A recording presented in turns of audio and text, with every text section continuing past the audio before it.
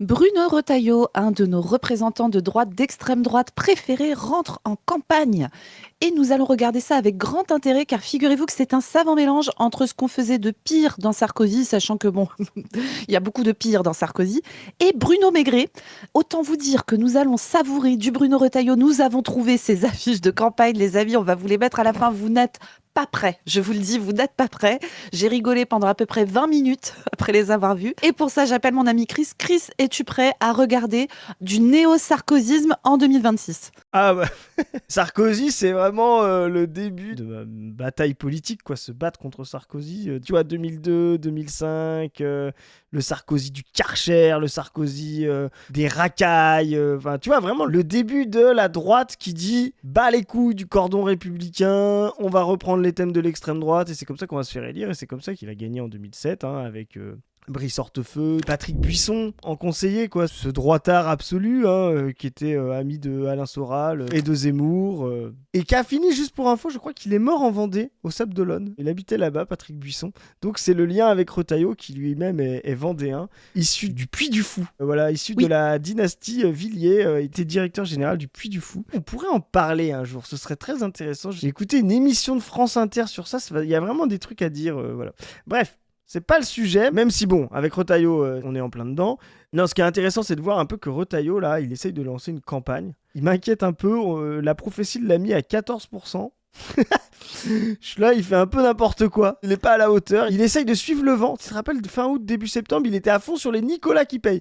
Bon, après, le pauvre, on a un peu détruit cette idéologie-là. Allez voir cette capsule. Bonne capsule, hein, une des meilleures de 2025, je pense. Je sais pas ce que t'en penses, Zoé. Je suis assez d'accord.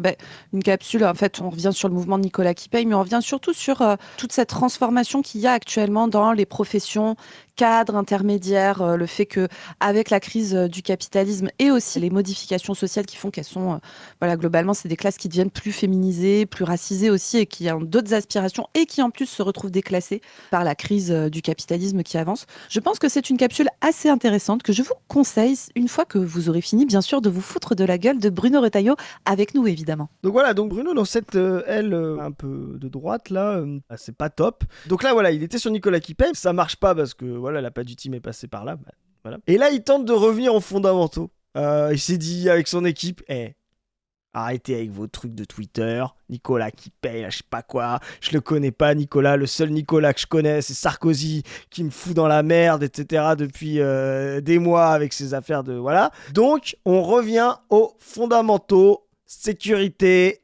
travail, immigration, voilà, on se prend pas la tête, vous me faites des affiches avec de l'IA parce que Trump il fait ça, donc on fait pareil et basta. Jean Erwan, Richard Vincent, là, de l'équipe de campagne et de communication, ils se sont pas pris la tête. Et donc, effectivement, on va se faire plaisir. Juste rapidement, on vous présente un petit peu d'où parle le non-camarade. Donc, Bruno Retailleau, c'est vraiment un pur produit vendéen. Je pense qu'on peut le dire. Ah oui. C'est vraiment un gars qui vient du bocage vendéen, qui a fait tout son parcours dans l'enseignement privé catholique pratiquant, etc. Alors, le bocage, pour ceux qui connaissent pas la Vendée, c'est vraiment le territoire le plus à droite de la Vendée. Ouais, Nous, c'est le graphique qui nous dit tout ça, on connaît tous les territoires, mais voilà. Alors, vous avez un sud Vendée qui a été un peu de gauche PS, mais qui a eu un peu d'industrie, voilà, donc qui pourrait aller vers Le Pen, parce que c'est plutôt une région un peu industrielle en crise, et donc qui a été longtemps de gauche, etc.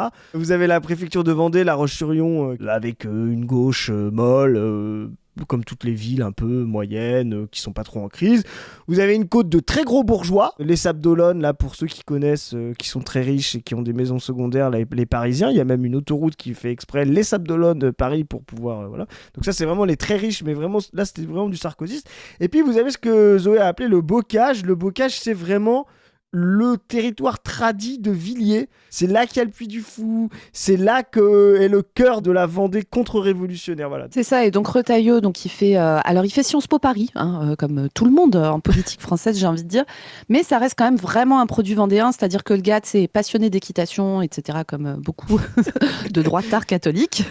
Et alors, force à vous, les gens qui aimaient bien l'équitation et qui n'êtes pas des droitards catholiques, vraiment, ne prenez pas tout au pied de la lettre. On peut faire partie d'un groupe social et ne pas être parfaitement uniforme. Il n'y a pas de souci, les gars. Il n'y a pas de souci. Vous pouvez monter sur des chevaux. Bon, après, ça vous place quand même un petit peu en termes de classe. Hein. C'est ce qui est normal. Est-ce qu'ils peuvent monter sur leurs grands chevaux, du coup, Zoé? Oh. Non, pardon. On a dit pas pendant 6 mois, Chris. C'est vrai, pardon. 6 mois. C'est Ça ne vrai. fait que 3 semaines que C'est les vrai. fêtes sont passées. Pardon. Donc voilà, et donc il rentre en fait assez vite au Puy du Fou comme cavalier bénévole, etc. Et en fait, il monte très très vite les échelons. Il Et pour me s'encarte rattraper, Zoé, je rappelle qu'on tourne cette capsule le 21 janvier. Oui. Pour les royalistes tête de veau aujourd'hui. monarchistes de... C'est la journée de la tête de veau. Mes filles vont manger de la tête de veau ce soir, je vous le dis. de Let's go. Retailleau, voilà, donc voilà, c'est le jour où on a décapité Louis XVI, ça me revient là à l'instant, donc quand on parle de Retailleau, c'est bien. Excuse-moi de t'avoir interrompu pour ça, mais c'était breaking news. Parfaitement. Une très belle date de l'histoire de France. Donc, Bruno Retailleau, il rentre au MPF, Mouvement pour la France, qui est le parti de Philippe de Villiers. Donc vous savez, Philippe de Villiers, politicien d'extrême droite historique vendéen, des bails un peu chelous, bon vraiment l'extrême droite catholique, traditionnaliste des enfers, de l'inceste dans sa famille, enfin bon vraiment tout nickel, tout parfait. Un roman de Balzac. Voilà, vraiment ce gars quoi, avec une manière de parler, Philippe de Villiers, qui est quand même extrêmement reconnaissable. Mais la France... Tu te rappelles les guignols? Oui. Voilà, il faisait ça. Les gens qui... Voilà. Bref, et donc voilà, donc il fait sa carrière au Puy du Fou. Il se retrouve quand même, il a des premiers mandats. Hein. Il est élu au Conseil général de Vendée, il est élu cantonal, machin. Il se retrouve sénateur de Vendée en 2004. Voilà, donc il fait sa petite vie et il commence à se friter avec De Villiers. Il sera exclu du parti en 2008 parce qu'il trouve qu'ils sont un peu trop radicaux. Lui, en fait, il va plutôt aller, on va dire, côté François Fillon. En 2009, il se retrouve avoir une mission qui est confiée par François Fillon, etc. C'est un intime de Fillon et donc vous voyez c'est vraiment cette droite de province là. Est-ce qu'il est assez intime de Fillon pour avoir vu travailler Pénélope? Parce que peu de gens l'ont vu ça. Alors l'histoire raconte qu'elle aurait répondu à un mail une fois. Voilà, pour 5000 balles par mois, c'est pas mal, j'ai envie de dire. C'est pas mal.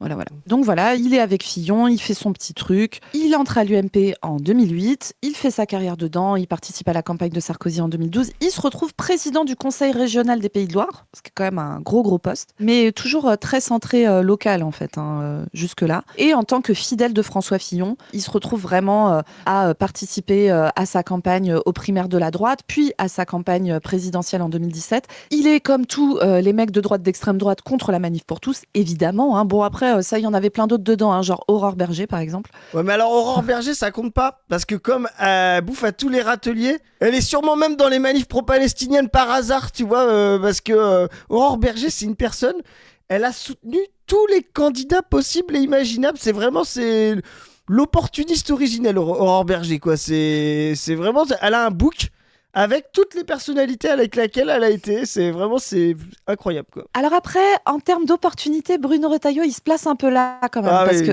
en 2021, le gars, tu sais, il veut participer à la primaire de la droite. Il dit que c'est très important qu'il y ait une primaire de la droite, car, je le cite, la droite n'est pas soluble dans le macronisme. Quand vous connaissez la suite de la carrière du bonhomme, vous rigolez beaucoup. Et il finit par retirer sa candidature à la primaire, etc. En 2022, il se présente à la présidence des Républicains. Il obtient un gros score au premier tour. Il fait 34%. Il se qualifie au second tour face à Ciotti. Et il perd face à Ciotti, battu à 46 contre 54, donc relativement serré quand même. Et là, arrive le moment où toute la France, et pas seulement la Vendée, se met à connaître Bruno Retailleau. C'est le 21 septembre 2024. Il est nommé ministre de l'Intérieur du gouvernement Barnier. Et donc là, on commence à vraiment voir le néo-Sarkozy qui arrive. Il tient des discours extrêmement sécuritaires, etc. Vous vous souvenez de tous ces délires sur la drogue et tout. On reviendra sur les narcotrafics, etc. D'ailleurs, je me permets de faire une petite pub aux copains du Canard là-dessus, qui travaillent sur la question du narcotrafic et tout ça depuis un petit moment, et qui ont sorti des vidéos très intéressantes, notamment un entretien avec un journaliste de Marseille, dont là, tout de suite, j'ai perdu le nom. Bref, ce n'est pas le sujet. Et donc ensuite, comme vous le savez, il est ministre de l'Intérieur, etc. Et là, on va en arriver au point qui nous intéresse, parce que ensuite, là, il grimpe vraiment très, très vite. En février 2025, donc il y a moins d'un an, il est candidat à la présidence des Républicains, vote qui a lieu au mois de mai, et il récupère la présidence du Parti des Républicains. Et donc, il place très, très vite sa garde rapprochée. Donc, François-Xavier Bellamy, vous voyez, c'est vraiment la frange droite tradie, catholique, très conservatrice, voire même plutôt réactionnaire, je pense qu'on peut dire. Et donc, vous savez, au moment de la nomination de Lecornu, dans la première mouture, il fait partie de la première version. Vous savez, c'est le truc où Lecornu démissionne au bout de moins de 24 heures. Et en fait, le fait notamment qu'il y ait Bruno Le Maire qui soit présent, Bruno Le Maire qui, aux yeux de Bruno Retailleau, est vraiment genre le traître absolu à la droite, etc. Alors, Bruno Le Maire, je vous rappelle, qui est l'homme le plus stupide génocide de France. Un jour, peut-être qu'on fera une rétrospective sur lui, mais vraiment, le mec est vraiment le plus gros crétin. On se l'est tapé ministre de l'économie pendant je sais pas combien de temps sous Macron. Bref. Et donc là, il décide que son parti ne participe pas au prochain gouvernement. Et donc là, on en est au point que vous savez actuellement, c'est-à-dire que là, il est vraiment en campagne pour la présidentielle, clairement. Et il est, en tant que président des Républicains, en première ligne sur les campagnes municipales menées par la droite. Et donc, nous allons regarder un petit peu du Bruno Retailleau et surtout ses affiches de campagne à la fin, les copains, je vous le redis, mais ça va être un truc incroyable. Là, on va se faire un premier extrait. Qu'est-ce qu'on va regarder, mon Chris ? Là, on va regarder sa stratégie sur la sécurité. Tu l'as bien dit, il essaye justement de se remettre en avant grâce au municipal, et on va voir qu'en fait pour lui ça va être un tremplin pour sa campagne présidentielle. On va voir quel jeu à la fin il essaye de jouer comme stratégie, parce qu'en fait on peut faire des comparaisons avec certaines stratégies qu'on voit à gauche face à son ennemi absolu qui est Wauquiez. Et là donc du coup premier extrait, alors surprenamment il nous dit, qu'est-ce qu'il nous faut ? La première préoccupation principale des Français, c'est la sécurité pour les prochaines élections municipales. Voilà, la sécurité, valeur sûre, on y va, on réfléchit pas, on fait la droite, let's go pour Retailleau.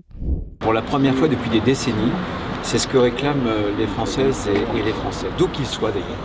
Pour la première fois, pour ces élections municipales, les Français disent notre première préoccupation, notre première priorité, ça doit être la sécurité. Et il y a une différence, je suis désolé de le dire. Effectivement, la sécurité, c'est un thème de droite classique, voilà, dans lequel s'enferment souvent des gens qui essaient de ramener des gens de droite à gauche. Moi, je pense à Roussel, par exemple. C'est vraiment des gens qui font ça n'importe comment, ou Ruffin, voilà. La sécurité était un thème qui était de moins en moins mis en avant à cause de la sur-islamophobie, sur-xénophobie de la droite ces derniers temps. Nous, on analyse le fait que peut-être la droite, si elle est pas trop bête, faut qu'elle arrête un peu avec ça, qu'elle comprenne qu'il y a beaucoup aujourd'hui de ces Copé, on a montré ça avec Jean-François Copé qui le fait beaucoup, montrer qu'en fait il y a beaucoup de gens d'origine arabo-musulmane en France qui sont là, qui sont installés pour des petits commerces, qui seraient plutôt attirés par la droite, mais en fait qui sont obligés d'être de gauche parce qu'en fait il y a une sur-islamophobie dans ce pays qui est vraiment délirante. Allez voir la capsule qu'on a fait dernièrement sur Garrido, vous allez voir à quel point, enfin là on a des chaînes de télé du printemps républicain, la T18 et tout. Mais là, du coup, le fait que la sécurité redevienne centrale, c'est vraiment un thème,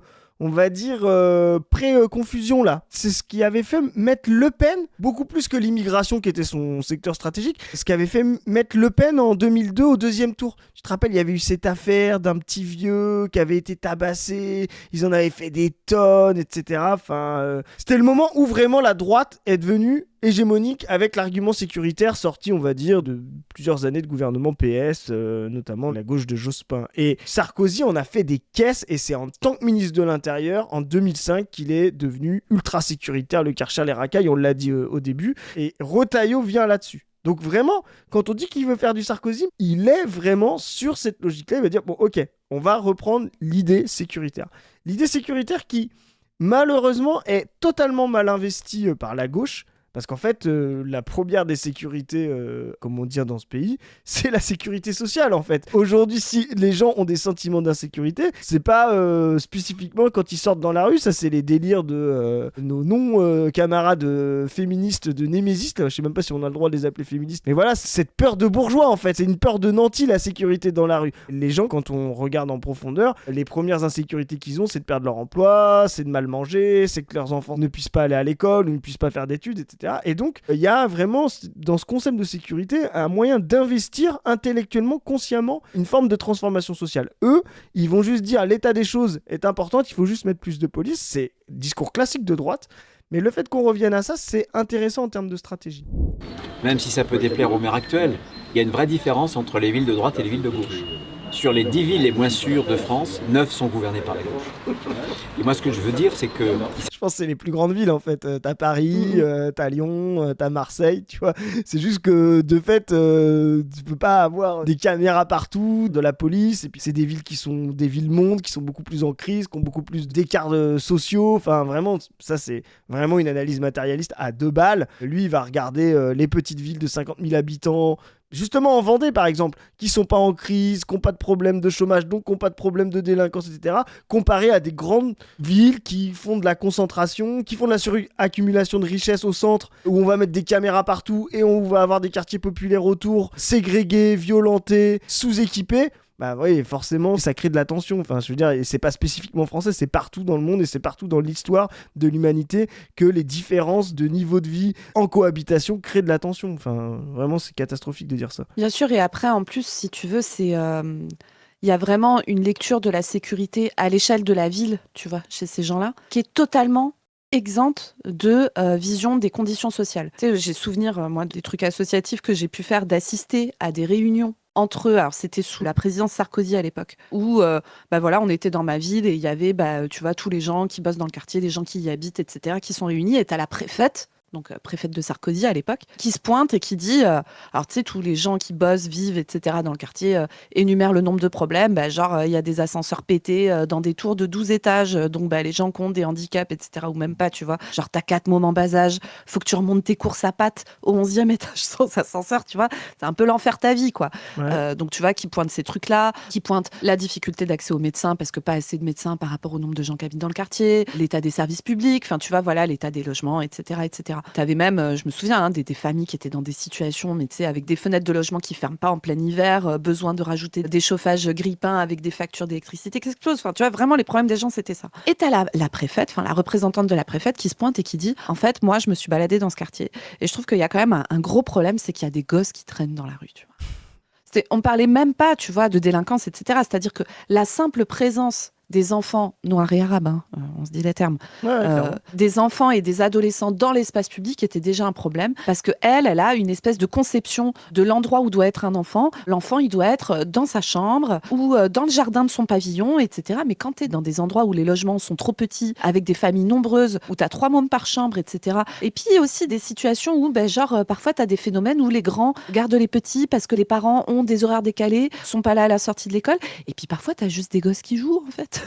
Alors qu'un monde... Genre, c'est un problème, tu vois. Un monde sain, normalement, c'est un monde où la rue peut être investie par les enfants. Il y a des beaux travaux de sociologues, justement, qui montrent la disparition des enfants dans l'espace public, le surcontrôle. Il faudrait que je retrouve le nom, mais je l'ai pas en tête. Mais c'est intéressant, justement, quand tu vois, par exemple, des images du vieux Paris, même des faubourgs, etc., où tu vois tout le temps des enfants dans la rue quand tu photographies. Quand tu vois même la façon dont l'extérieur était investi par les enfants. Tu sais, t'as des grands récits comme la guerre des boutons. La guerre des boutons qui, aujourd'hui, rendrait fou tous les préfets parce que, genre, la violence qu'il y a entre les enfants à ce moment-là, tu vois. C'est vraiment une vision de l'enfance qui va vers l'extérieur, qui investit la rue, qui investit le dehors. Et cette vision de l'enfant à l'intérieur, pour moi, ça, c'est une vision d'inconscient insécuritaire de « Ah non, il peut pas aller dehors, c'est dangereux. » Voilà. Et ça, c'est un vrai problème. Une société saine, collective, communiste, moi je le dis, c'est pas un gros mot sur la patte du type, mais voilà, c'est une société où les enfants peuvent aller dehors, partir, revenir, etc. De manière très importante. Voilà. Et si tu veux, tu as ce truc du danger, se rajoute à ça le fait de nier la qualité d'enfant à ces enfants en particulier issus de l'immigration. C'est-à-dire que ce seraient des petits enfants blancs qui se baladeraient dehors, on parlerait de sécurité, du risque qu'ils soient agressés, de machin, d'un mec bizarre qui vient les choper, etc. Alors je rappelle que le danger pour les enfants dans ce pays, c'est un danger qui se passe en grande majorité auprès des adultes de son entourage et particulièrement de ses parents et de sa famille. C'est plutôt d'être enfermé dans la même pièce que le tonton ou le papy, oui. Tu vois, c'est plutôt ça le danger, évidemment, c'est pas d'être dehors. tu vois. Évidemment. Mais donc ça serait des enfants blancs, on verrait ce côté un peu leur sécurité à eux. Mais là, ce ne sont pas des enfants blancs.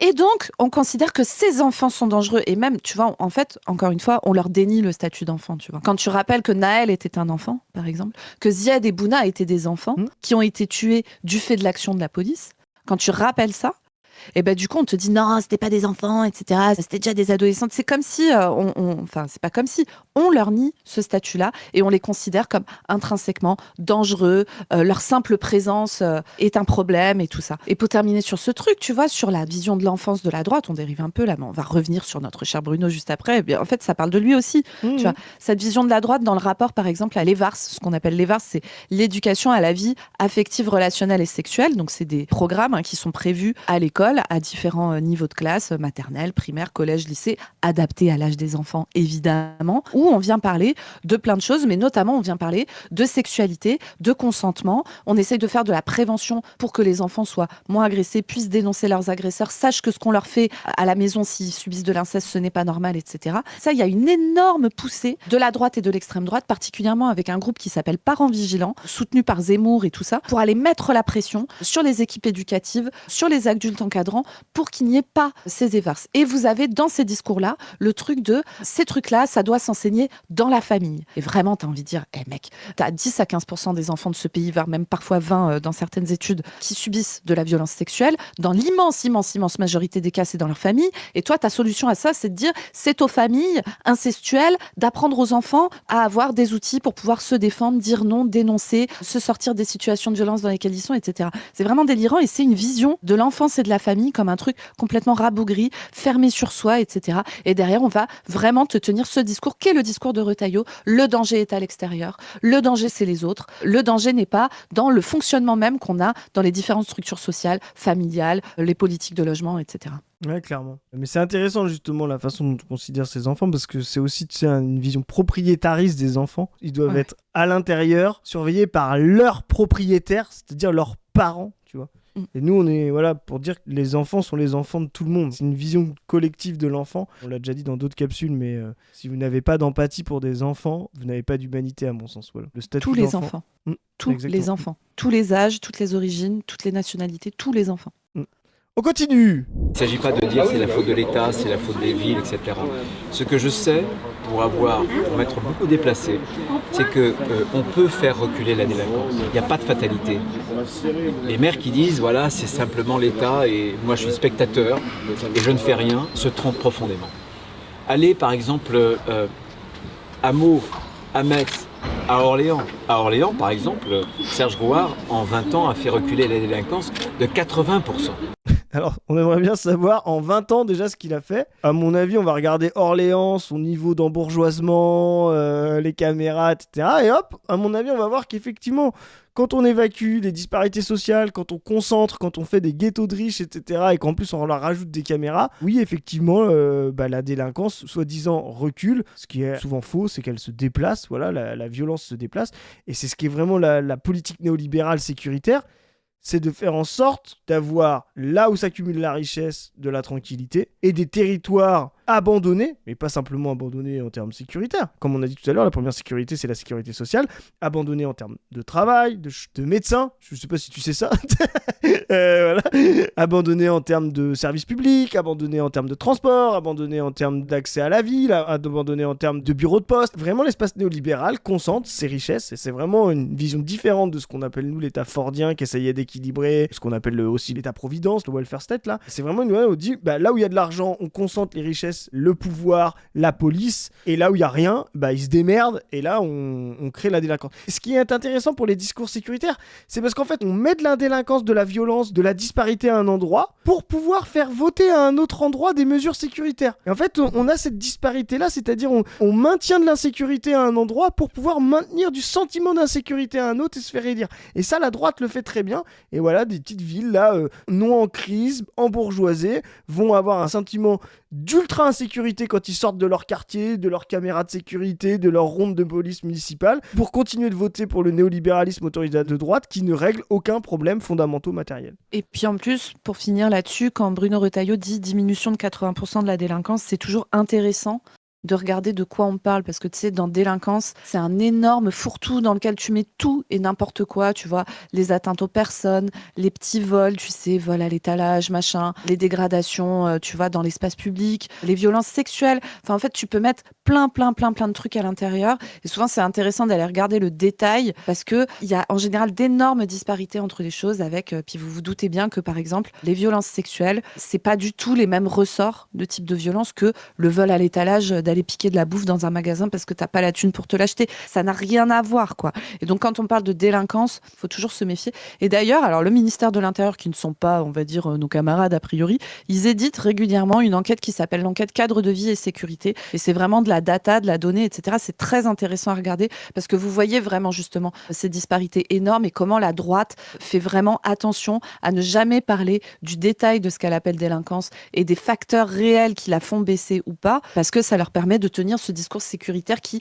fait complètement fi des conditions sociales et de vie des gens, quoi. Ouais, complètement. Du coup, on va continuer dans les thèmes de droite, voilà. Avec France Inter maintenant, le travail. Voilà, donc on reste dans le sarkozysme. Hein. Sarkozy, c'était la sécurité. On va le voir, il va sûrement faire l'immigration ensuite, mais le fait qu'ils mettent pas ça en avant, c'est intéressant. Mais voilà, la sécurité, le travail, le fameux travailler plus pour gagner plus de 2007. Alors, on ait pu comprendre que ça, c'était un slogan, ça donne une idée du niveau de la gauche et de la bêtise de gauche de l'époque. Hein. À l'époque, il n'y avait pas de gauche de rupture comme voilà, Mélenchon était encore derrière Ségolène Royal en 2007. Bon, de source sûre, c'était pas sa campagne préférée. Et donc, ce travailler plus pour gagner plus qui était hallucinant parce que travailler plus pour gagner plus, c'est gagner autant en fait. Voilà, l'histoire du monde, c'est travailler moins pour gagner autant ou travailler autant pour gagner plus. Mais c'est pas travailler plus pour gagner plus, c'est gagner pareil, quoi. Donc, let's go. Le grand problème de l'économie française aujourd'hui, c'est que les mauvaises décisions, notamment de la gauche, la retraite à 60 ans, les 35 heures, ont appauvri les Français. Il y a un sondage, malheureusement, qui était un sondage sur un gros échantillon qui montre que... Ça, c'est vraiment le discours, les 35 heures, le travail, voilà, le travail qui paye. Ça, c'est vraiment des trucs de droite, c'est vraiment un truc concurrentiel entre les travailleurs, parce que justement, la problématique du néolibéralisme, c'est qu'il crée de la population surnuméraire par rapport à la quantité de travail pour pouvoir toujours le payer moins, pour rendre ça concurrentiel, pour en faire un privilège. Et donc, toutes ces logiques-là, c'est-à-dire de dire... Il faut que le travail paye, il faut que les gens se bougent, il faut avoir la conscience du travail, je sais pas quoi.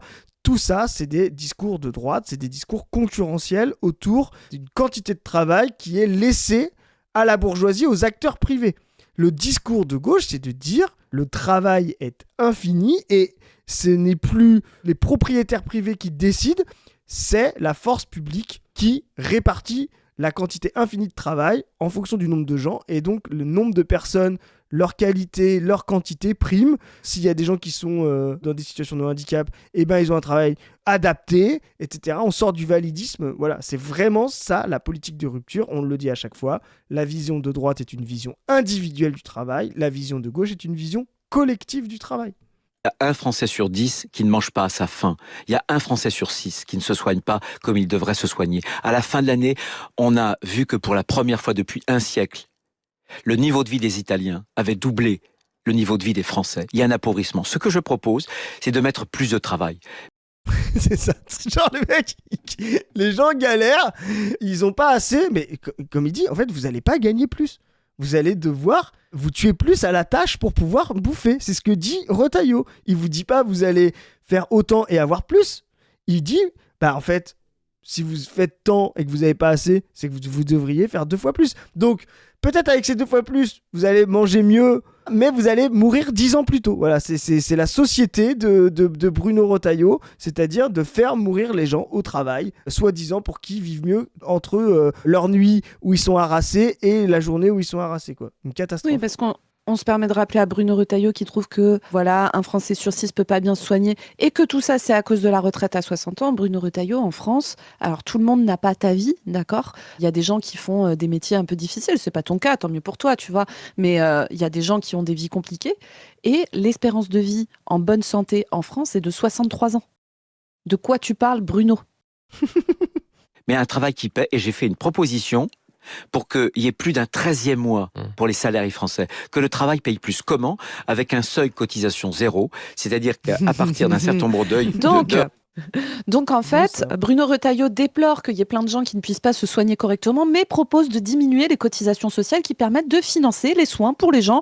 Mais écoute, moi, ça me semble être parfaitement logique. Bruno Retailleau, il n'y a pas de problème. Jamais on ne l'entend parler. Tu sais, il parle des 35 heures et de la retraite à 60 ans. Moi, j'aimerais bien avoir l'avis de Bruno Retailleau sur le fait que les grandes fortunes françaises aient doublé en 10 ans. Ouais. Qu'est-ce pas ça, Bruno ? Y a-t-il pas un petit problème de captation de fric qui se fait de manière pas tout à fait, on va dire, juste et égalitaire dans ce pays, Bruno ? Ouais. C'est ça, exactement, la suraccumulation du capital. Heures effectuées, il y a 0 impôt sur le revenu sur ces heures-là, c'est le cas déjà sur les heures supplémentaires. Classico, heure défiscalisée de Sarkozy, vraiment, c'est vraiment la farce qui revient. Hein. Mais qui est 0 cotisation pour l'employé, le salarié et l'employeur. Ça fait de la compétitivité, moins 35%, plus 35% de compétitivité. La fameuse compétitivité. Alors moi, les trucs de pour l'employeur et pour ça, alors, je vous rappelle que les charges, les fameuses charges là, qui sont des cotisations, il n'y a pas deux, il y en a une partie, c'est payé par le patron et l'autre, c'est payé par l'employé. C'est payé par le travail fourni et le travail fourni, c'est les travailleurs qui le fournissent. Les patrons, a priori, c'est pas eux. Hein. Pour l'employeur, l'entreprise, et ça fait aussi plus d'un 13e mois pour le salarié. Ça, c'est du concret. C'est pas du sang et des larmes. 13e mois qu'il va falloir passer dans des assurances santé privées, dans des cotisations retraite privées, à des fonds de pension, etc. Donc 13% qui vont fondre comme neige au soleil. Je vous rappelle toujours ce chiffre. Les assurances privées, si vous n'assurez pas la santé par une assurance santé publique à laquelle tout le monde est obligé de cotiser, comme l'est l'assurance maladie via la sécurité sociale, si vous ne faites pas ça, il va falloir cotiser à des assurances privées parce que personne ne se dit, dans aucun pays du monde, « Oh ben écoutez, moi je ne vais souscrire à aucune assurance et si jamais je prends un accident de bagnole où je me fracture 4 vertèbres, le bassin et les 2 fémurs, bah écoutez, j'aurai 80 000 balles de côté pour pouvoir me payer mon mois d'hospitalisation. » D'ailleurs, je pense que ça serait plus, vu les blessures que j'ai dites là, à mon avis, ça monte beaucoup plus haut que ça. Personne ne se dit ça, donc tout le monde souscrit à une assurance privée. C'est le cas dans plein de pays. C'est notamment le cas aux États-Unis, d'accord ? Et on sait très bien que les assurances privées, leur objectif, attention, roulement de tambour, c'est de faire du profit. C'est-à-dire qu'elles ont pour objectif que vous cotisiez le plus d'argent possible et de vous en rendre le moins possible, parce qu'avec cet argent, elles vont rémunérer des actionnaires, des PDG, des marketeurs, des commerciaux, etc. pour dire mon assurance, elle est mieux que celle d'à côté et tout ça. Et donc, tout l'argent qu'on est censé allouer à notre santé va partir dans des poches de gros capitalistes qui vont se faire de la thune dessus et qui, le jour où vous êtes malade, où vous arrivez en disant mon gamin est dyslexique, il a besoin de prise en charge de séances d'orthophonie pour pouvoir apprendre à lire et à écrire, on vous dira ah ben non, c'est pas sur votre contrat. Le jour où vous direz ma mère a un cancer de l'ovaire, elle a besoin d'être prise en charge avec de la chimiothérapie, de la chirurgie, on va dire ah ben oui, mais en fait dans le cadre de votre contrat, en fait elle avait souscrit pour le cancer du poumon et du côlon, mais pas pour le cancer de l'ovaire, désolé. Enfin voilà, en fait c'est ce qu'on appelle une assurance privée Bruno Retailleau. Et donc quand tu parles de 13e mois, tout ça est un mensonge. Vraiment, rappelez-vous, quand la droite vous dit on va baisser les cotisations, vous allez gagner de l'argent, ça veut dire l'argent qu'on met en commun, vous allez devoir le dépenser à l'échelle individuelle en passant par du privé qui va vous ponctionner de la thune, vous perdez de l'argent à la fin. Oui, clairement. Vraiment, les discours de travail qui payent, nous, on pense que c'est un sujet fondamental. Mais si la gauche, si des gens de gauche, et là je vise spécifiquement Roussel, là, le pire c'est... Si vous voulez voir ça, on a fait une capsule sur son bras droit, sa porte-parole, là, comment elle s'appelle, Tucherman, ce qu'elle raconte sur le travail, c'est une catastrophe. Si vous allez sur ça, le travail qui paye, par rapport aux 35 heures, on bosse pas assez, on n'est pas assez motivé et tout, bah, vous allez dérouler le tapis rouge sur la droite. La question du travail à gauche doit être une question du travail collectif, c'est-à-dire de dire on est trop nombreux, il faut partager le travail et il faut partager la valeur. La valeur ajoutée a baissé de presque plus de 10% pour passer du travail au capital dans ces dernières décennies. Il faut reprendre la valeur au capital et il faut partager cette valeur sur l'intégralité de la population en fonction de ses moyens. Voilà, c'est ça la politique de gauche. Le travail est une œuvre collective à gauche, elle est un sentiment individuel, une volonté individuelle à droite. Voilà. Mais c'est intéressant, tu vois, parce que on va finir là-dessus sur ces superbes affiches que tu nous as trouvées. Voilà, on va rigoler un peu. Regardez-moi, tu vois, banger. Vous valez mieux que l'assistana nous pointe du doigt. Alors franchement, la campagne, ils ont vraiment se marrer. La photo est folle. Avec le doigt pointé comme ça, là, de Bruno. Alors Bruno, écoute, tu vas pointer ton doigt, tu sais, un petit peu style oncle Sam qui veut te recruter pour l'armée. Tu vas pointer du doigt, mais tu vas essayer de sourire un peu, Bruno. Regardez, il faut lui payer un coach sourire, hein, les copains. Hein. Regardez ce sourire crispé. On dirait que le mec, il est... chemise blanche, grimace, quoi. Col ouvert à la BHL. Je sais pas qui c'est qui a eu l'idée. Essaye d'avoir l'air cool, Bruno. Allez, essaye d'avoir l'air, cool Raoul, quoi. Je suis sûre qu'ils utilisent l'expression cool Raoul. Ouais, c'est sûr. C'est sûr, ils font des jeux de mots derrière. Alors le slogan, la France repart, travail gagnant. Et là, c'est intéressant, les slogans, enfin les propositions qui sont des slogans, parce que voilà, travailler plus pour gagner plus. Bon, celui-là, on l'a dit, on le connaît. Donc la mesure, c'est grâce au seuil zéro cotisation. Bon, mesure sarkozyste. Voilà, donc on vous a expliqué l'enfumage que c'est, hein, ce truc-là. C'est ça. Ensuite, encourager la reprise d'activité avec le revenu d'incitation à l'activité, RIA. Voilà, donc une RIA, hein, pour ceux qui savent, c'est une lance-incendie. Mais bon, là, je sais pas ce que c'est. Mais bon, ça va être encore des primes à l'emploi et surtout du contrôle pour les gens au chômage et moins d'allocations chômage. Ça veut dire qu'on va faire passer, on va dire, des heures où vous pouvez chercher un emploi, où vous êtes obligé d'avoir un emploi et on va vous faire croire que bah oui en fait on va compenser votre salaire, ça va être une prime. En fait c'est juste que au lieu d'être chez vous, peut-être à vous remettre d'une rupture conventionnelle difficile ou d'un licenciement, non vous allez devoir retrouver tout de suite un travail et on va vous faire croire que les allocations chômage que vous aviez avant, on va compenser votre salaire. Enfin c'est une catastrophe, c'est dispositif classique néolibéraux de reprise d'activité, voilà. Libérer le travail des seniors, ah ça c'est pas mal ça, qui ont tout leur trimestre, c'est voilà, faire travailler des vieux qui sont déjà normalement à la retraite quoi, voilà. El famoso modèle allemand où vous pouvez trouver des vieux monsieur de 72 ans en train de nettoyer des chiottes publiques avec toute leur arthrose là comme ça parce que voilà c'est l'incroyable modèle allemand avec le SMIC à 1 euro. C'est ça, donc mais vraiment je sais pas qui c'est qui va aller faire des petits jobs ou travailler comme ça, tu sais quand t'as tous tes trimestres. Alors moi j'ai 2 solutions. Qui va devenir expert en conseil d'entreprise? Est-ce que c'est déjà des gens qui touchent des surretraites, voilà, et qui vont faire ça jusqu'à 70 ans, tu vois? Ou alors ça va être des gens qui ont déjà tout leur trimestre mais ont le minimum retraite. Parce que souvent ça va être, en plus tu sais quoi, des femmes. Parce qu'elles ont dû s'arrêter pour leurs enfants, parce qu'aussi elles ont beaucoup plus de chômage, parce qu'elles ont des emplois plus précaires, qui vont devoir aller jusqu'à 67 ans pour remettre en rayon du papier cul. Voilà, enfin vraiment c'est une honte. Ça c'est vraiment une mesure de classe absolue pour asservir les classes populaires au travail, quoi. Enfin vraiment c'est une folie. Et que Bruno Retailleau se rassure, c'est déjà un peu le cas. Moi, tu vois, là, hier, j'ai eu une conversation avec une de mes patientes qui est en congé longue maladie depuis plusieurs années pour une maladie chronique très grave et très handicapante au quotidien. Je ne rentrerai pas dans les détails pour pas qu'elle soit reconnaissable. Mais elle est dans une situation où, tu vois, elle a dû être arrêtée, elle avait 60 ans. Donc là, elle en a 63, 64. Et se pose la question soit de se mettre à la retraite, soit de devoir retourner au turbin alors que son état de santé ne lui permet objectivement pas, tu vois. Sauf que là, si elle s'arrête maintenant, c'est combien la retraite ? 800 balles. 800 balles, ouais, le minimum retraite. 800 balles. Voilà la situation dans laquelle elle est. Et 800 balles, c'est de base, alors qu'elle vit pas dans un château, hein, elle vit pas dans la baraque de Bruno Retailleau, hein, je vous le dis, mais elle est en location, etc. Ben oui, en plus, tu sais, c'est location, que... mais bien sûr, c'est qu'en fait, si tu veux, le prolétariat le plus exploité, c'est aussi celui qui a pas pu avoir accès à la propriété de son logement principal, et donc qui se retrouve encore locataire à 65, 68, 70 ans. Donc, il faut sortir sur ta toute petite retraite. Et là, elle est là à me dire, bon, ben voilà, en fait, docteur, va falloir que je retourne travailler, donc je suis en train de voir comment je vais faire, quel type de boulot je vais pouvoir faire, qu'est-ce que mon corps va me permettre. Et moi, je me dis, quel est votre avis? Je suis là, mais moi, mon avis, c'est que c'est un putain de scandale que vous deviez retourner travailler. Elle n'est pas en état physique, quoi. C'est vraiment d'une tristesse. Et je te jure, quand elle me dit ça, elle dit ça les larmes aux yeux et tout, c'est l'enfer. Donc voilà, j'espère que Bruno Retailleau est content. Et d'ailleurs, ça me fait penser, on va te parler de logement bientôt. Une mesure de rupture, hein, c'est pas de baisser les loyers qui viennent du parc privé ou des bailleurs sociaux. Hein. La mesure de rupture, c'est la distribution de la propriété à l'intégralité des individus habitants. C'est comme c'est une mesure léniniste, quoi. Donc on va en reparler de ça. Mais le locatif ne doit pas être réglementé, encadré. Le fait que des gens puissent avoir le contrôle sur un logement dans lequel les gens habitent par leur niveau de propriété est un problème. Le locatif n'a pas à être contrôlé, encadré, limité. Le locatif ne devrait pas exister pour les logements principaux. Voilà. Mais on va en reparler de ça parce que vraiment à gauche, on est vraiment souvent zéro sur la question du logement et de la propriété du logement. Il faut faire une mesure léniniste. Les gens qui sont propriétaires de leur logement, la majorité du prolétariat qui s'endette pour justement ne pas avoir à payer, être dépendant d'un bailleur, juste leur retraite et de pouvoir se faire expulser, ce sont comme les petits paysans massifs de 17 à qui il faut distribuer de la propriété et sûrement pas concentrer la propriété soit dans des bailleurs locatifs qui sont des pompes à fric du PS depuis longtemps, soit dans des bailleurs privés qui sont les pires rapaces de tous les temps. Voilà. Petite parenthèse, mais... Ensuite, donc on a réduire l'assistance.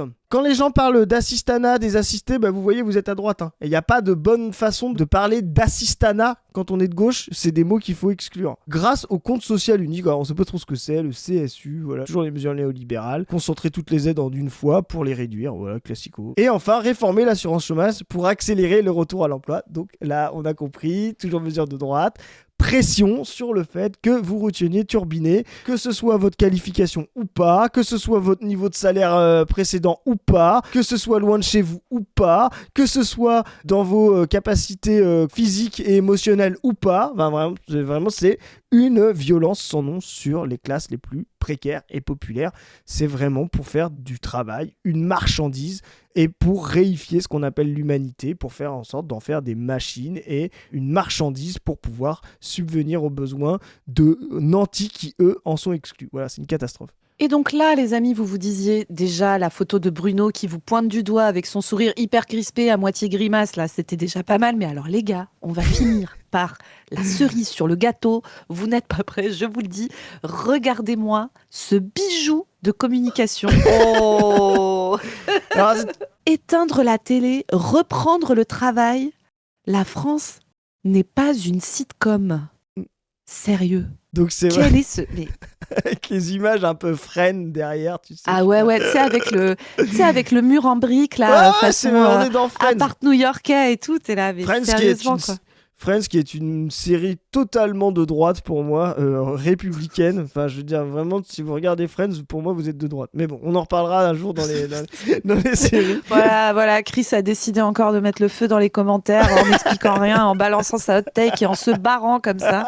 Bravo Chris, j'espère que tu es fier de Ouais, toi. je veux dire, toutes les discussions entre Chandler, Monica, etc., toutes ces discussions de gens qui votent pour le parti républicain ou alors pour les démocrates les plus droitisés de l'époque, quoi. Vraiment, c'est des gens nantis pour qui la coloc est un plaisir et non pas une contrainte matérielle. Bah, moi, je pourrais parler de Friends pendant longtemps, voilà, que je pourrais opposer à des séries vraiment de gauche américaines comme Malcolm. Voilà. Parenthèse fou. refermée. Voilà. Malcolm, immense banger. La France n'est pas une sitcom, c'est trop marrant. Déjà, qui utilise le mot sitcom, Ouais, c'est Bruno clair. Retailleau? Enfin, je veux dire, il faut Et sortir de la Vendée, quoi, à un moment. Et Merde. attends, regarde. Alors déjà, bon, c'est La France repart, hein, donc c'est vraiment un vrai truc. Ouais. Il y a un compte Twitter, La France repart. Et Le Point qui titre, et ils ont gardé ça dans leur affiche, Bruno Retailleau s'attaque à la France du canapé. La dinguerie, hein. La France du canapé. On a beaucoup comparé, et c'est son modèle, hein, même il l'a dit lui-même, hein, qu'il voulait faire du Sarkozy. Alors, juste pour finir, on termine sur la stratégie qu'a Bruno Retailleau. Bruno Retailleau, c'est un peu le Glucksmann de droite. C'est quelqu'un qui pense qu'il y a un espace post-macroniste à reprendre, et lui il revient à 2017, il va plutôt essayer de reprendre l'espace filloniste. Et il va dire, voilà, il y a un espace filloniste qui peut faire 20%, et moi je vais aller capter cet espace-là avec une campagne, avec des slogans, on les a vus précédemment. C'est aussi une grosse partie de Sarkozy 2007, c'est pour ça que ça se... Voilà. Mais il dit, moi avec ma campagne, sans primaire, sans rien du tout, sans union, je vais aller couvrir cet espace avec des slogans, avec des thèmes. C'est exactement ce qu'il fait. Glucksmann fait la même chose, pas de primaire, je m'oppose à Mélenchon, Retailleau lui s'oppose à Marine Le Pen, qui va traiter de gauche sûrement, et il va essayer de capter cet espace-là. Glucksmann va essayer de capter, lui, l'espace Macron 2017, c'est-à-dire un espace centre-gauche, des studios hollandisme, mais qui se pense encore de gauche, voilà. Donc les deux font ça. À côté de ça, vous avez leurs ennemis absolus, responsables aussi dans leur parti. Alors là, c'est l'inverse, c'est lui, il est à l'extérieur, Retailleau, mais il est chef des Républicains. Il a son chef du groupe à l'Assemblée, Wauquiez, qui lui est dans une stratégie comme un peu Olivier Faure. Lui, il va dire, on va faire l'union, on va faire une grande primaire avec tout le monde, on va rassembler les droites. Voilà. Il y a quelqu'un qui a une ligne politique et il y en a un autre qui a une espèce de comptabilité de addition des forces, voilà, pour créer un espace. Les deux sont assez comparables, c'est très intéressant. Est-ce que là-dedans, Sarah Knafo ne serait pas Marine Tondelier? Exactement. Mais Zoé, mais tu vas plus vite que tout le monde. Et c'est exactement la Marine Tondelier de droite, effectivement. C'est le même espace, le même niveau de pourcentage, 4%, etc. Et donc, c'est voilà, cette Marine Tondelier. Donc, gardez ça. Et donc, moi, comme je suis plus vieux que toi, tu le sais, on a fait beaucoup de comparaisons avec 2007. Moi, cette télécommande m'a rappelé. Alors, tu es plus vieux que moi, mais moi, je me souvenais, en fait, pour tout vous dire, quand on a préparé le truc, on a pensé tous les deux à ça, à ce clip de campagne. Alors vraiment, ceux qui sont un peu jeunes, accrochez-vous. Parce que vous allez... Alors, je pense que tout le monde le sait ici, le racisme n'a pas démarré il y a 10 ans en France. Hein. C'est une longue tradition depuis des siècles. Mais alors, vraiment, l'extrême droite française fin des années 90, début 2000, c'était quand même... On était sur des bangers. Alors, je vous rappelle que dans les années 80-90, vous aviez le vieux Le Pen qui balançait des dingueries, des dingueries négationnistes, etc. Ça, c'est beaucoup relayé. Mais sur, les personnes séropositives au VIH, qui les appelaient sidaïques et tout, là. Oh, l'enfer. Et donc, c'est dans cette époque-là qu'il y a eu une scission au Front National à l'époque avec un mec qui s'est barré, qui s'appelait Bruno Maigret. Et là, on va vous montrer, qui a disparu depuis et qui s'était présenté en 2002 en dissidence de l'extrême droite. C'était un peu Éric Zemmour de l'époque. Et c'est très intéressant ce que tu dis sur le Éric Zemmour parce que justement, il avait capté, et là on va le voir, vous allez voir le niveau d'islamophobie, de xénophobie. De racisme. Pour vous montrer, c'est un précurseur de, un peu du zemmourisme. Mais il avait... À l'époque, juste pour vous redonner, à l'époque, Le Pen avait fini 4e des élections en 95, il avait fait 15%, c'est beaucoup, et il était en vraie ascension, et son numéro 2 était Bruno Maigret. Et quand il y a eu une scission en 98 pour la guerre au parti, ce qui a été dit, c'était le Front National est finito, avec cette scission-là, ils peuvent pas faire un gros score et tout. Et bah paradoxalement, c'est là où les additions les gens qui font des additions là, ne comprennent rien à la dynamique politique. Paradoxalement, Maigret s'est présenté, avait une ligne totalement délirante sur l'islamophobie et tout, a recentré Le Pen, exactement comme Zemmour a recentré Marine Le Pen, et ça a permis justement un gros score de Jean-Marie Le Pen, comme le gros score de Marine Le Pen a permis à Marine Le Pen d'être au second tour de 2022 de, je rappelle, 400 000 voix, malheureusement, face à Mélenchon. Et ben là, on a eu la même chose, et c'est pour ça qu'on vous dit, attention, les extrêmes dangereux comme Zemmour ne captent pas forcément des voix à l'autre pôle d'extrême droite, ils peuvent les dynamiser en les recentrant. Et c'est ce que va faire Bruno Maigret, et on va le voir, parce que vous allez voir, on a l'impression d'être en 2022.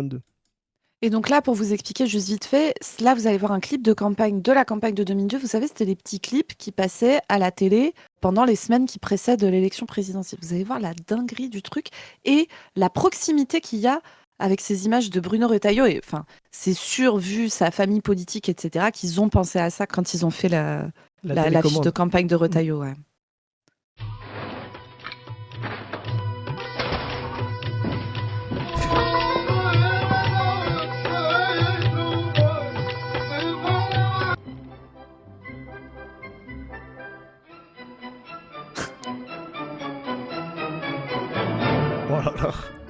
Avec Bruno Maigret, restons maîtres chez nous. Non, La dinguerie. Ce qui est une folie, c'est que déjà, il y a un gars, il rentre chez toi par effraction et il dit restons maîtres chez nous. C'est genre vraiment Mais non, il a tourné sa clé longtemps dans son petit truc et tout, et il a enlevé les musiques d'arabe pour mettre de la bonne musique d'européen. La télécommande. Alors ce qui est bizarre, c'est qu'en plus il va directement à la chaîne au bouton et il fait la télécommande en même temps. Il n'y a rien qui va dans ce truc. Voilà. Mais voilà, la télécommande, ça m'a fait penser à ça. Et donc ça plus Sarkozy, l'espace sarko-filloniste est en train de se recréer. Et Retailleau tente ça. Et nous faisons un petit ajout à cette incroyable capsule sur la campagne de Bruno Retailleau, parce que le compte La France repart, qui est le slogan de la campagne de Bruno Retailleau, sort des choses tous les jours. Et ils nous ont sorti un énorme banger, c'est-à-dire que le doigt et la télécommande, vous vous disiez déjà, on était bien là, entre potes et tout. Mais alors là, les gars, alors imaginez, mettez-vous dans le mode de pensée. Bruno, le comptable d'extrême droite vendéen, expert comptable, voyez. Un jour... Ouais. Sa femme lui annonce... Il a cette tête de petit préfet sous l'occupation. Ah ouais. D'expert comptable vendéen. Bruno en doudoune sans manche, je suis sûr qu'on peut trouver sur internet. Ah oui. Ça passe tous les jours, la doudoune sans manche sur Bruno, c'est sûr. Des DSM, c'est sûr. Ah ouais. Et donc, imaginez, Bruno, sa femme lui annonce « Écoute Bruno, ça fait 35 ans que je me casse les couilles à tout gérer à la maison pendant que tu fais tes trucs de droitard là, et d'expert comptable et tout ça. J'en ai marre. Je souhaite que nous nous séparions. En plus, j'ai appris que tu m'avais menti depuis des années, que tu avais essayé de monter des boîtes mais qui se sont pété la gueule, que tu t'es fait virer du Puy du Fou il y a 10 ans et tu me l'as pas dit, etc. Je me rends compte qu'on est ruineux. Bruno, je m'en vais. » Et là, Bruno part en mode... Xavier Dupont de Ligonnès. Et regardez ce que ça donne. Wow. Ah ouais. Balle tragique à Montaigu. Ah ouais. Trois morts. Non, tu ne vas pas me quitter, Corinne. Oh, putain. Corinne, je te préviens que nous sommes mariés devant l'église. C'est impossible à rompre. Ah putain. Alors moi, je sais reconnaître un mec qui n'a jamais tenu une tronçonneuse de sa vie, Ouais. à part quand son équipe de com lui a dit Bruno, on va faire du sous-Milei, d'accord? Ouais, c'est ça. Tu vas Oh faire là comme là. Javier, mais j'ai envie de dire, les gars, déjà Javier Milei, c'est un peu ridicule, on se dit les termes, mais au moins Javier Milei, il a son espèce de côté un peu, tu sais, rocker tardif, qui a 1500 antécédents de VSS dans sa vie, tu sais, il a vraiment cette tête, Javier Milei, Ah tu oui, vois. bien sûr. Ouais. Bruno, il a vraiment une tête de comptable, les gars. Vous ne pouvez pas lui faire ça, c'est ridicule, quoi. Alors bon, je signale bien sûr que nous avions fait une petite blague sur Bruno, auteur de féminicide, mais que nous ne trouvons pas du tout ça marrant de buter sa femme, hein, évidemment. Par contre, on trouve marrant de se moquer du sociotype de mec qui bute sa femme, ça oui, en espérant Ouais, qu'un ouais. jour ils n'auront plus le pouvoir dans la société pour pouvoir buter leurs femmes et leurs gosses quand ils sont en faillite. Mais ce n'est pas le cas de Bruno Retailleau qui, fort heureusement, a eu une carrière florissante. Moi, je maintiens quand même qu'il y a certains gars qui ont dû passer pas loin. Moi, tu vois, Pierre-Édouard Stérin, par exemple, pour moi, grosse vibe Xavier Dupont de Ligonnès. Je maintiens. Ah oui, Je oui. maintiens. Bien sûr, De bien sûr. Oh oui, tout à fait. Vraiment, les mecs qui montent, comme tu disais, des boîtes Ah ouais. à n'en plus finir, là. Ce qui est pas mal dans cet additionnel, c'est qu'en plus de cette magnifique photo avec une tronçonneuse un peu ridicule, voilà. C'est y a- ridicule de fou. Il y a ce qui manquait pour vraiment faire du Sarkozy 2007, là. Les normes, le travail et l'immigration. Tu sais, dans ce Ah qu'on oui. a dit précédemment, il n'y avait pas l'immigration. Et là, ils se sont dit, ouais, quitte à mettre la tronçonneuse, qu'est-ce qu'on s'en bat les couilles? Est-ce qu'on mettrait pas l'immigration? Et là, il y a un gars qui a dit, ouais, et l'islam, et le grand remplacement. Là, ils se sont dit, wow, attends, on démarre juste le compte, la France repart. Le CM, il a dit, moi, voilà. Donc, le CM... Arrête, alors, le CM, il est trop marrant. Mais Alors, attends, quand même, imaginez la réunion où t'as Bruno Retailleau qui fait. Et alors, j'ai pris des jeunes dans mon équipe de com pour aller sur les réseaux sociaux. ouais, déjà. Là, ils m'ont dit, gna gna, faut que tu tiennes une tronçonneuse. Tu sais, il était là, Bruno, au début, il avait sa tête de comptable comme ça, avec la tronçonneuse. Puis ils ont dit, non, Bruno, faut vraiment que tu sais, comme Milei, faut que tu aies l'air en colère, faut que tu fasses comme ça. Et là, ça donne ça. Alors attends, tu vas voir, avant de faire la transition, je vais te trouver un truc. Je vais te trouver une photo de Bruno. Je vais te trouver une photo. Bruno en DDSM, mais Bruno, oui. BDSM costard. Et ça, c'est vraiment la Ça, tenue. Là, c'est la tenue de l'entrepreneur PME qui va vers une ETI, tu vois, qui commence à être au-dessus de 50. C'est vrai que nous avons maintenant plus de 50 collaborateurs. Je suis actuellement à la chambre de commerce en train de faire une conférence sur le management de proximité. Non mais vraiment, c'est là, vous l'avez, lunettes là de là. soleil, doudoune Mais là, sans tu manche. vois, la ça, veste c'est par-dessus. vraiment la droite. C'est la droite qu'on aime. Je suis désolée. C'est la droite qu'on aime. Tant qu'ils sont pas au pouvoir, tu vois. Moi, quand le glorieux communisme aura pris le pouvoir, je vous le dis, nous n'allons pas éradiquer la droite. Nous allons faire en sorte qu'elle soit résiduelle pour pouvoir de temps en temps avoir un gars comme Bruno Retailleau en doudoune sans manche avec une tronçonneuse qui prend des photos ridicules. Il faut quand même qu'on puisse au moins garder ça de la droite. On jette tout le reste. Et ça, on garde, quoi. Parce que ça, c'est Ouais, quand non, même mais c'est une vraiment folie, beaucoup quoi. trop drôle. C'est beaucoup trop marrant. Et donc, moi, j'ai une théorie. Je pense que le CM de Bruno Retailleau est un camarade infiltré qui a décidé de le faire rentrer dans la branche ridicule de l'extrême droite. Et j'en ai une confirmation, figurez-vous les amis, car quand je suis tombée sur Bruno Retailleau avec une tronçonneuse, je vous avoue que je n'ai pas pu m'empêcher de me moquer un petit peu. C'est qui? C'est toi ça? Oui, c'est moi. C'est moi. Je l'apprends. Mais moi, je suivais cette meuf sur Twitter et j'apprends que c'est toi qui te moques C'est ça. de Bruno Retailleau. Sachez que j'ai mis cette photo en fond d'écran de mon téléphone, remplacé. J'en avais marre de voir la gueule de mes gosses. Je me suis dit, allez, Mais a petit priori, Bruno lui aussi, avec il en la a marre de tronçonneuse. ses enfants, comme tu. Ah ouais. Et là, Donc regardez tu ce as qu'il dit m'a répondu, Bruno, le tu gars. es ridicule. Parce que plutôt, Oui. Soft. t'as fait pire. Et là, je remercie le CM qui envoie un mème d'une folie. Mais vraiment, ce mème, je l'ai enregistré tout de suite. Mais je sais pas d'où il sort. Et Zoé, tu peux confirmer ma passion pour Jacques Chirac. J'ai une passion. Seuls mes amis très proches le savent. Voilà, la famille, comme on dit, quoi. Voilà. Les gens à qui je laisse mes enfants à garder, donc Zoé en fait partie, savent que j'ai une passion malsaine pour Jacques Chirac. Cette vidéo, je la connais, mais je savais pas qu'il y avait un mème de ça. Ah non, mais quel banger. Et tu vois, les misogynes, 2% du temps, ils sont marrants. Et là, on y est. Là, on y est, voilà, je le dis. Le CM de Bruno Retailleau est drôle. Voilà. Ça n'empêche pas que. Bon, moi, je pense que c'est un camarade infiltré qui fait exprès de le ridiculiser pour que le mec se plante. Alors, j'ai envie de dire, camarade, s'il te plaît, pour la prophétie du Saint graphique, nous avons besoin qu'il tape 15. D'accord ? Voilà. s'il te plaît. Ouais. Donc, t'essayes de pas trop le niquer non plus. Nous, on a besoin qu'il fasse 15, d'accord ? 15. Mais- Pas plus, pas moins. 15. Donc, Mais- fais un effort. Je sais que tu es infiltré, je sais que tu veux travailler pour nous. Par contre, je te le dis, si tu as une bibliothèque remplie de mèmes avec Jacques Chirac, mais par pitié, envoie-les-nous. Ah ouais. Envoie-les-nous. Et, Vraiment. on va en faire quelque chose, c'est sûr. Ah ouais. Mais c'est vrai que Chirac, c'est une époque, c'est un style, quoi. C'est vraiment la droite n'a plus ce genre de gars, tu vois. Donc ils sont obligés de Taux de VSS, probabilité de VSS sur Jacques Chirac, 120%. Hein. Enfin, il n'y a aucun doute là-dessus. Allons. N'insultons pas les morts. Non, je le bout du Mais nez non, comme ça, là. Tu sais, Ah, le gars qui t'humilie.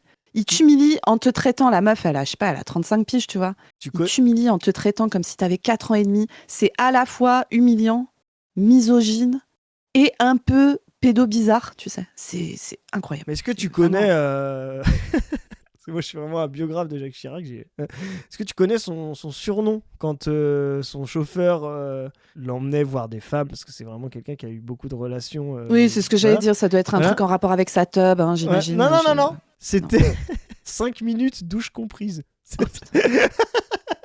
C'était son... Il le déposait, il redescendait 5 minutes. Donc c'était le surnom de Chirac. 5 minutes douche comprise.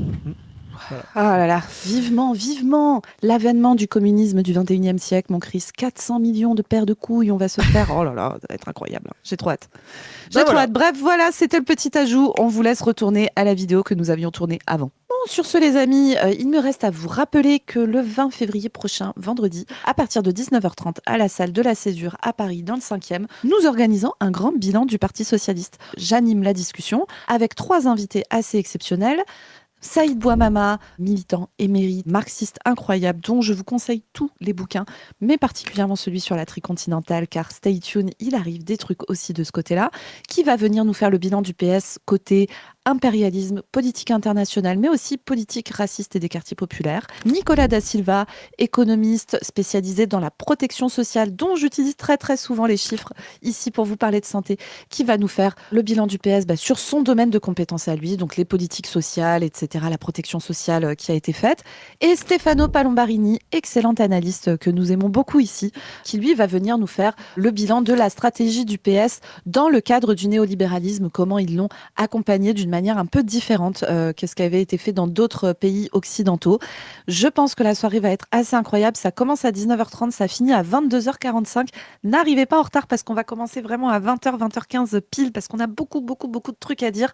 On a prévu une trame qui, je l'espère, va beaucoup vous plaire. En tout cas, nous, on en est très contents. Et puis, il y aura bien sûr une session de questions. Et pour tous ceux qui ne pourront pas être présents, bien sûr, il y aura une diffusion sur YouTube qui sera faite ensuite. On a hâte de vous voir là-bas. On est très content de la soirée qu'on prépare, mais c'est un petit amuse-bouche, figurez-vous, un très bon amuse-bouche sur les projets absolument incroyables qu'on vous prépare pour 2026 et dont on a trop hâte de pouvoir vous parler. Je vous indique également qu'il y a un long et passionnant entretien qui vient de paraître sur Position Revue que je vous conseille énormément. Ils invitent une sociologue, Fabienne Montmasson-Michel, qui a écrit un bouquin passionnant chez La Dispute qui s'appelle Une petite histoire de l'école maternelle. Ça semble un peu niche, mais c'est une discussion en profondeur sur les transformations de la vision de l'enfance et de la gestion de la petite enfance et avec une vision marxiste, car c'est notre camarade Chris qui a fait l'entretien, qui est vraiment très intéressant. Je vous conseille d'aller le lire. Ça fait écho à ce qu'on a dit tout à l'heure sur l'enfance, sur la façon dont on pense l'enfance, sur le statut de l'enfance, sur la façon dont on le dénie, notamment à droite, là, au début de la capsule. Donc c'est un vrai complément. Parfaitement. Et c'est des trucs dont on va essayer de se nourrir pour essayer de réfléchir à des trucs, parce qu'on veut faire de la production théorique aussi, un petit peu,